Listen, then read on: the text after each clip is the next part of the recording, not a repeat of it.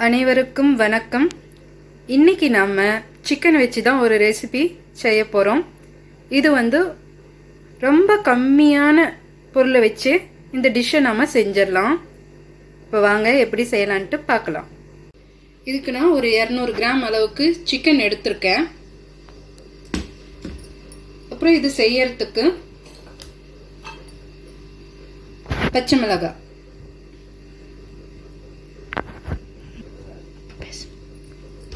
இப்போ நான் பச்சை மிளகாயை இந்த மாதிரி நீட்ட வாக்கில் கட் பண்ணி எடுத்துக்க போகிறேன்.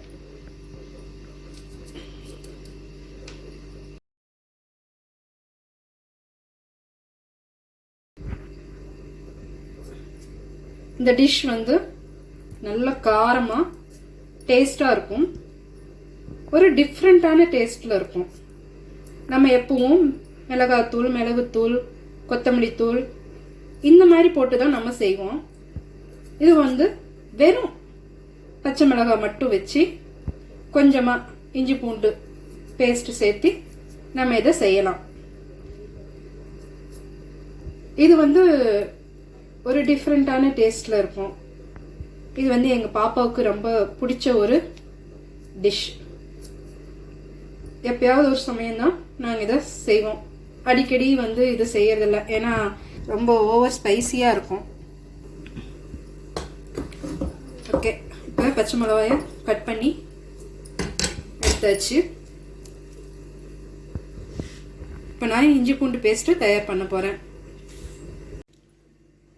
இப்போ நம்ம இஞ்சி பூண்டை இதில் நல்லா இடித்து எடுத்துக்கலாம். அதோடையே நான் கொஞ்சம் பச்சை மிளகாயும் போட்டுக்கிறேன். ஒரு 4-5 பச்சை மிளகாய் போட்டு நல்லா அதோடையே இடிச்சுக்கிறேன். நம்ம பேஸ்ட்டாக போடுறத விட இந்த மாதிரி இடித்து எடுத்துக்கிட்டோம்னா நல்லாயிருக்கும். அதனால் நான் இதை இடித்து எடுத்துக்கிறேன். போதும், இந்தளவுக்கு இடித்தா போதும். ஸோ இப்போ எல்லாமே தயாராக இருக்குது. இப்போ எல்லாம் ரெடி பண்ணியாச்சு. இனிமேல் நம்ம சமைக்க ஆரம்பிக்க வேண்டியது தான். ஓகே, இப்போ அடுப்பில் பாத்திரத்தை வச்சாச்சு. அடுப்பு இப்போ ஆன் பண்ணிக்கலாம். பாருங்கள், இப்போ நல்லெண்ணெய் நான் எடுத்திருக்கேன். நல்லெண்ணெய் தான் இதுக்கு யூஸ் பண்ண போகிறேன். பாத்திரம் நல்லா சூடேறிடுச்சு. இப்போ நல்லெண்ணெய் ஊற்றிக்கிறேன். கொஞ்சம் அதிகமாகவே சேர்த்துக்கலாம், ஏன்னா நம்ம இப்போ யூஸ் பண்ணுறது எல்லாமே பச்சை மிளகாய் ரொம்ப காரமாக இருக்கும்.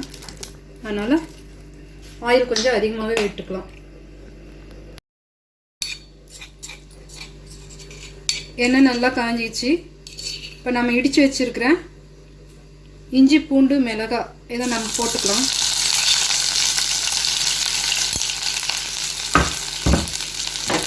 நல்லா கலரிக்கலாம்.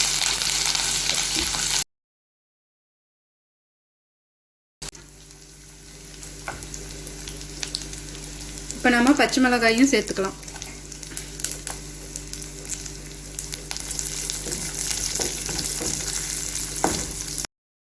இது நல்லா ஒரு 2 நிமிஷம் வதங்கி வரட்டும். அது வரைக்கும் நல்லா வதக்கி விட்டுக்கலாம். இப்போ நம்ம சிக்கன் இதோடு சேர்த்துக்கலாம்.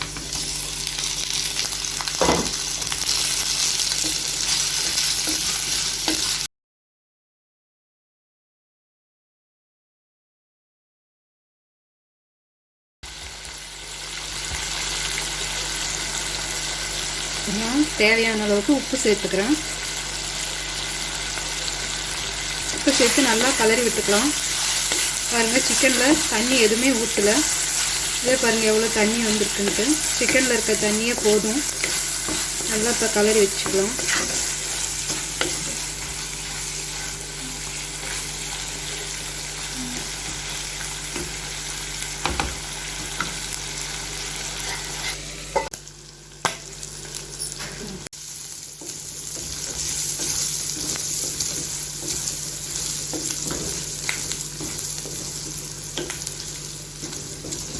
அவ்வளோதான், சூப்பரான பச்சை மிளகாய் சிக்கன் தயாராகிடுச்சு.